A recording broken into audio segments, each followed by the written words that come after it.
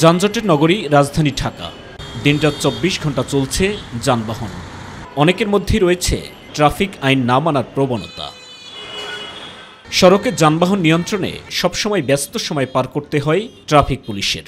চালকদের traffic signal মানা আর না মানার মধ্য দিয়েই নিয়ন্ত্রণ রাখতে হয় যানজটের। আর এমন গুরুত্বপূর্ণ কাজটি করে যাচ্ছে ট্রাফিক পুলিশ তার হাতের ইশারায়। ঢাকা মহানগর জুড়ে এভাবেই ট্রাফিক নিয়ন্ত্রণ করে যাচ্ছে ট্রাফিক পুলিশ। এতে প্রাণের ঝুঁকি থাকলেও কাজ চালিয়ে যাচ্ছেন তারা।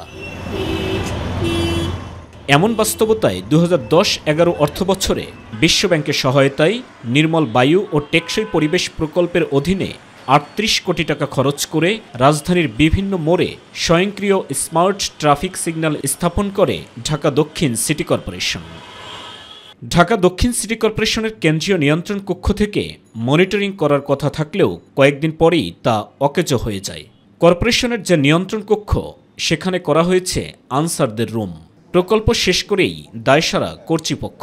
পরে আর নেই মনিটরিং, হয়ে গেল অকেজো, গচ্ছা গেল ৩৮ কোটি টাকা। কি বলছেন প্রকল্প সংশ্লিষ্টরা? তখন যখন লাগাইছিল তখন কিন্তু চলতো, 2009 থেকে 19 পর্যন্ত সবগুলোই রান করছিল। পরবর্তীতে এগুলা ওই কিস প্রকল্প শেষ হওয়ার পরে স্যার এগুলা ওই সিটি কর্পোরেশন ওই টেকনোলজি ট্রান্সফার করা হয় নাই বা সিটি কর্পোরেশনের লোকজন বুঝে নাই, কারণ প্রকল্প বেশি ছিল, তো প্রকল্পের লোকজন যারা ছিল ওরাই খালি এগুলো চালাইতে পারতো। আর পরে দেখা যায় কর্পোরেশন বা ওটা যে মেনটেন্যান্স করার কথা, মেনটেন্যান্সগুলো ঠিক মতো হয় নাই।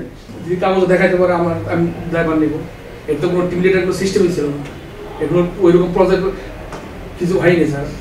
সংশ্লিষ্ট কর্মকর্তাদের দায়সারা বক্তব্যের পাশাপাশি এই প্রকল্পের বিষয়ে খুব বেশি দায়িত্বশীল কিছু না বলতে পারলেও এড়িয়ে যান প্রধান প্রকৌশলী। তো আমি মনে করি এইখানে যে সিগন্যালটা ওনারা ইনস্টল করছিলেন, সেই সিস্টেমটা টাইম বেসড মনিটরিং অথবা মেনটেন্যান্স হয়নি। এটা বানাইছে সিটি কর্পোরেশন, ফান্ডিং ওয়ার্ল্ড ব্যাংকের। এটার ইউজার হচ্ছে কিন্তু পুলিশ। এখন পুলিশ যখন ইউজ করতে গেছে তখন ওনাদের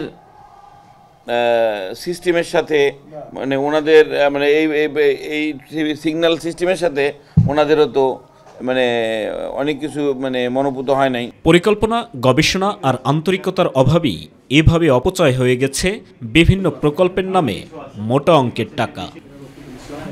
সাইদুর রহমান আবির, মাই টিভি, ঢাকা।